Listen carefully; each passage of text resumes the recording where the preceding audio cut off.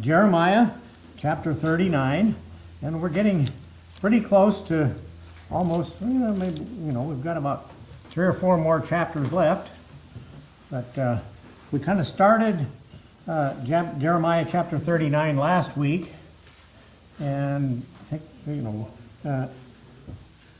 ninth year of Zedekiah, king of Judah, in the 10th month came Nebuchadnezzar. Okay, here's one of those places.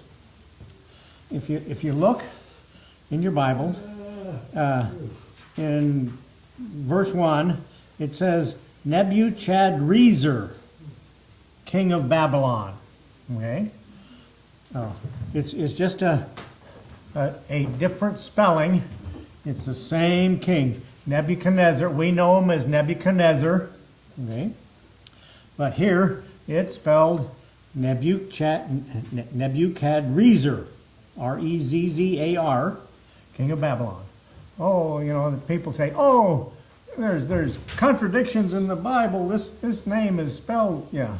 Don't worry about that. It's same guy, okay, and in even in other places in Jeremiah, it's spelled Nebuchadnezzar, okay. King of Babylon and all his army. Let's see. 9th year of Zedekiah, king in the 10th month, came Nebuchadnezzar, king of Babylon, and all his army against Jerusalem, and they besieged it. Okay? Remember, however big his army was, it was huge, and they just surrounded the place. There was no way in, no way out, and so they, couldn't get any food, all that sort of problems. And in the 11th year of Zedekiah, in the 4th month, the 9th day of the month, the city was broken up. So Nebuchadnezzar besieged the city for 2 years. Okay? And then he, they were too weak to fight. Everybody was hungry, starving. People were dying, in the city. And I think there's a reference somewhere, if I remember right, where they were eating the babies. I don't know, eating each other. Anyway, but the city was broken up. Nebuchadnezzar moved in. His army moved in. Of course, he wasn't actually there. Nebuchadnezzar. He wasn't that. He was. Kings, emperors don't do the. They don't do frontline stuff. But city was broken up, and all the princes of the king of Babylon came in. And these guys were named earlier. Okay. Oh, they're named here in verse 3. All these princes, his head advisors, if you will, his cabinet, his emperor's cabinet, and advisors, like our president has advisors and cabinet and all of that. So all these princes of the king of Babylon came in, sat in the middle gate. They found a nice place to sit. Here's one of the gates. There were like 7 gates around the city, and of course they would have done pretty much if they were back in Babylon. They would have sat in the gates of the city to meet the people, to pass judgment on people, and this is where the king would sit, or the advisors. They would all sit in one of the gates, the middle gate, even. And here we go. I tried to pronounce these last week. Even Nergal-Sharezer, Samgar Nebo, Sarsi-Chim, Rabsaris, Nergal-Sharezer, Rabmag, with all the residue of the princes of the king of Babylon. So these guys, they're some of the few, oddball people that get named in the Bible. And here they are. Yeah, princes of Babylon. And it came to pass that when Zedekiah the king of Judah saw them and all the men of war, okay, Zedekiah's in his palace, the city's being overrun, the army's moving in, they're rounding everybody up, but Zedekiah, he saw all this, at the last minute, king of Judah saw them and all the men of war, then they fled. Okay? And they were able to escape. They were at least able to get out of the city without notice. Whether they had to wear disguises or what, we don't know. But they got out of the city, went forth out of the city by night, sneak out at night, by the way of the king's garden. Okay? And again, another gate, by the gate betwixt the two walls. Okay? And he went out the way of the plain. So he was able to escape the city. But the Chaldeans' army pursued after them. Somebody spotted them. They started chasing and overtook Zedekiah. Now, we don't know how many of the Chaldean army, a company of men, whatever, overtook Zedekiah in the plains of Jericho. They managed to get as far as Jericho. Remember, Jericho was the first, when the children of Israel moved in, Jericho was the first place they found. They weren't able to get over the river, but right there close to Jericho. And when they had taken him, they caught him, they brought him up to Nebuchadnezzar. Nebuchadnezzar, here we go. Spelled one way in verse 1, spelled the other way in verse 5. Oh, do you ever notice that? It's spelled one way in one verse and spelled the other way. King of Babylon to Riblah in the land of Hamath. So that's where Nebuchadnezzar was. And you'll have to get out if you've got maps in the back of your Bible, you can probably find these places. This town of Riblah, land of Hamath, where he gave judgment upon him. So, and it doesn't say how long it took, the army unit to get them to him, but that's where they were taken. Then, so he's there. Okay, he's judging Zedekiah, and remember, Jeremiah told Zedekiah, if you just give up, if you just surrender to Nebuchadnezzar in the beginning, and don't fight, you'll survive. Okay, so we got that much. Then the king of Babylon slew the sons of Zedekiah. Yeah, wiped out all of his kids. Slew the sons of Zedekiah in Riblah before his eyes. Zedekiah had to watch. Also, the king of Babylon slew all the nobles of Judah. All of Zedekiah's princes, all of his advisors, his whole cabinet. We don't know how many there were, but they all got killed. Okay? They did not survive. They would have survived if they had listened to Jeremiah telling them what God told them to do. And they were absolutely against doing anything that God told them to do. And when you get against God, you're going to be in deep trouble, right? So everybody gets slain, killed. Moreover, he put out Zedekiah's eyes. Okay? Yeah. Poked his eyes out, however they would have done it then, and bound him with chains to carry him to Babylon. So here he is. All of his family's been killed. All of his advisors have been killed.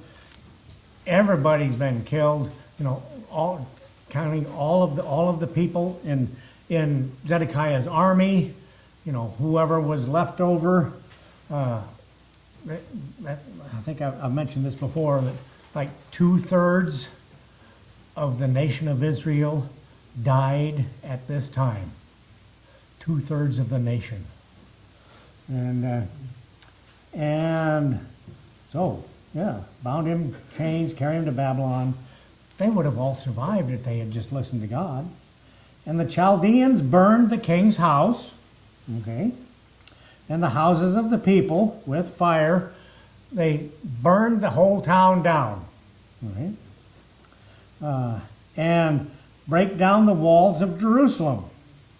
So the walls are broken down, and when you've got a huge army, they have plenty of people to do all of this breaking down of walls.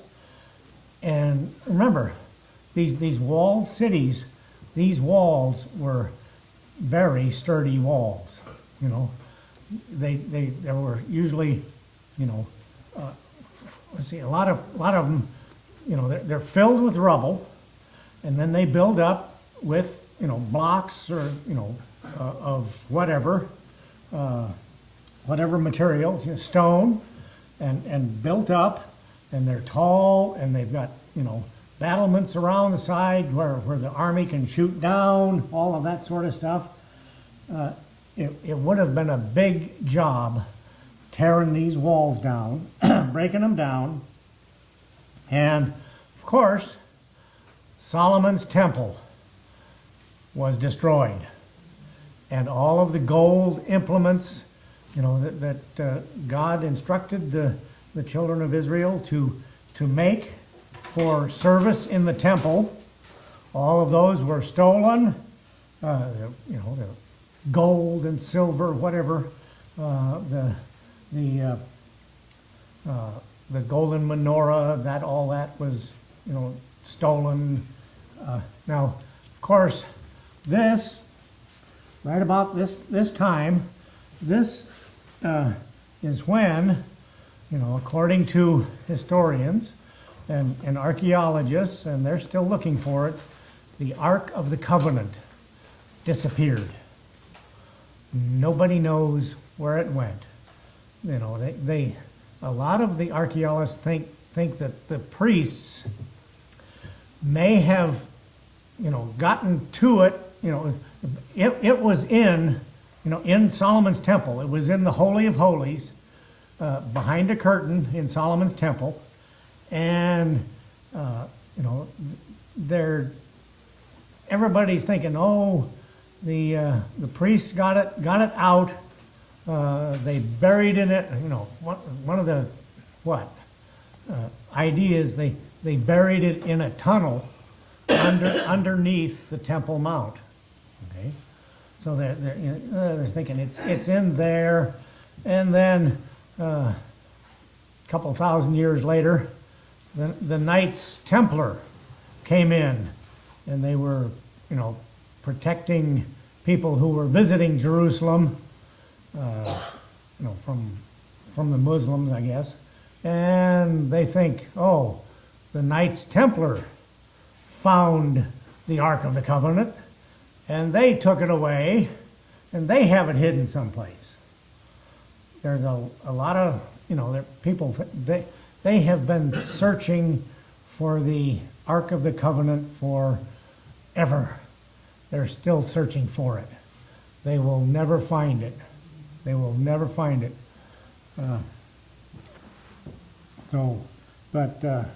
Yeah, there it is. Burning everything, breaking down the walls. Everything's disappearing.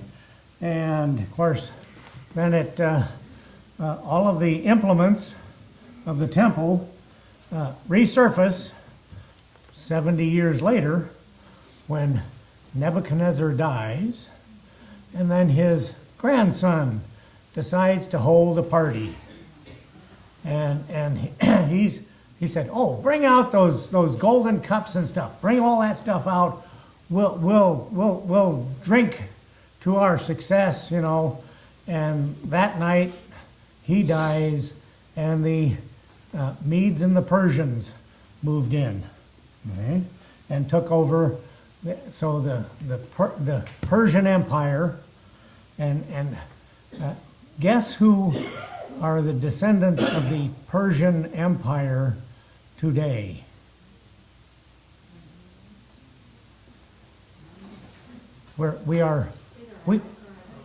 Iran. It's Iran.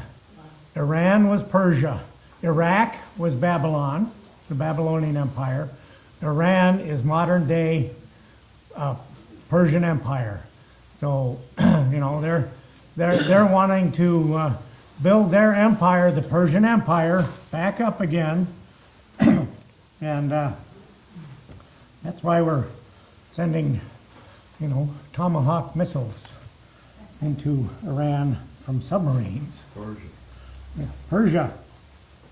So, Chaldeans break down the walls. Then, here we've got, goodness, another guy here mentioned, Nebuzaradan. Nebuzaradan, the captain of the guard, okay, carried away captive into Babylon the remnant of the people that remained in the city. There were survivors, and they were taken captive. Remember, the first time Nebuchadnezzar's army came through, they deceived, you know, they took Jerusalem also, and took a lot of people, about 10,000 of the, you know, best-looking, smartest kids, if you will, in Jerusalem. Among them Daniel and his friends. But now there are remnant of the people that remained in the city, and those that fell away, that fell to him. There were some that they survived, okay? And they were taken captive. And this Nebuzaradan took them, carried them away.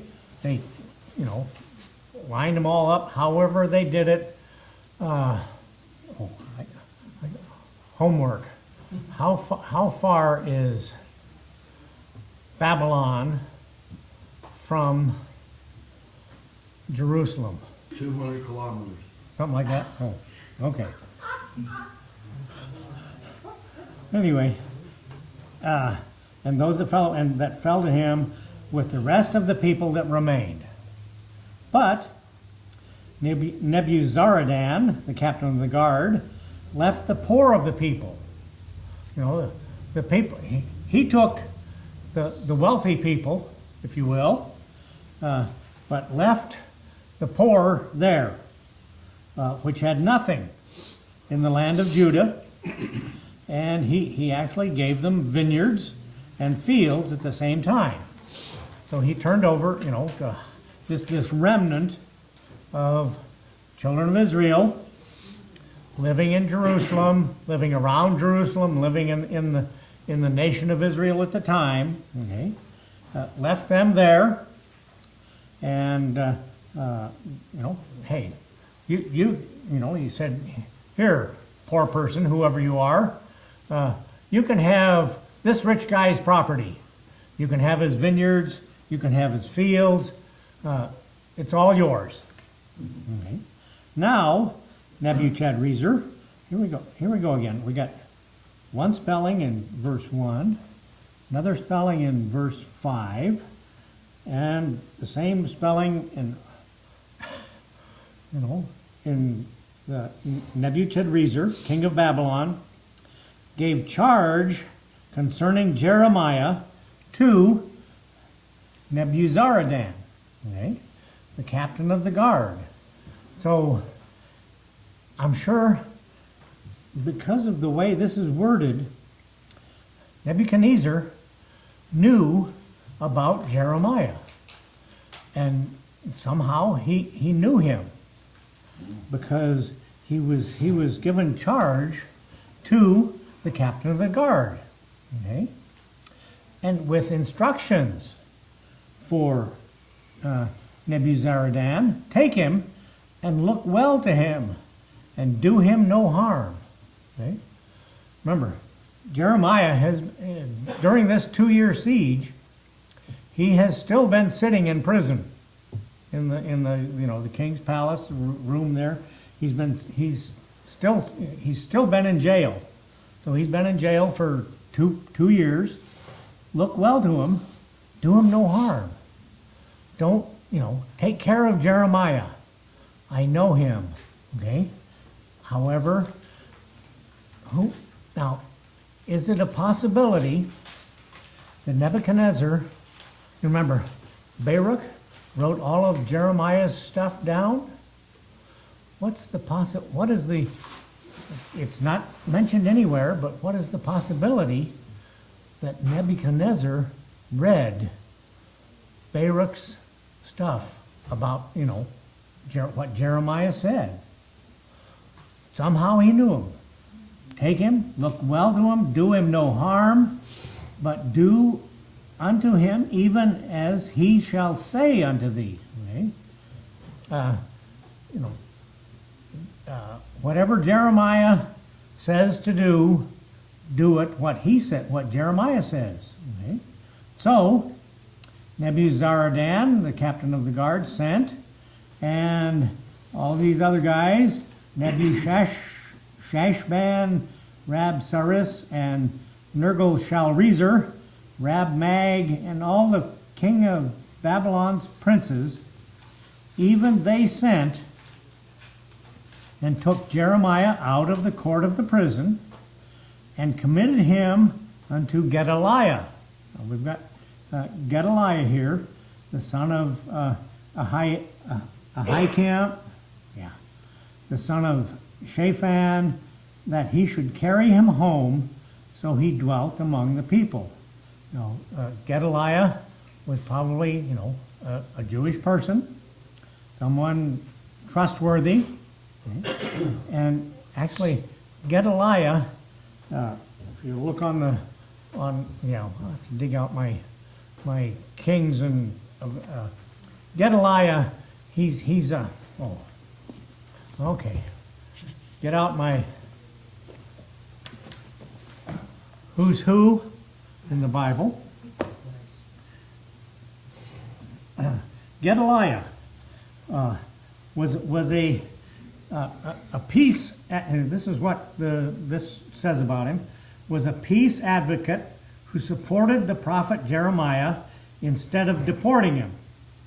After the fall of Jerusalem to Babylon, this governor of Judah, he was a governor, made Mizpah his headquarters. You have to find Mizpah on one of the maps. Gedaliah urged his fellow Jews to accommodate themselves to life under Babylonian rule. Okay? He was saying the same thing that God told Jeremiah to tell him. Hey, give up, surrender, go to Babylon for the captivity, and he was a political moderate, if you will. Okay,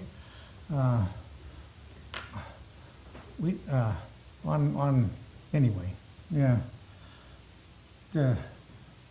One of our political parties these days are not political moderates. They're loony bins. Anyway. Which one is that? His moderate policies attracted throngs of peaceful settlers to the land of Judah.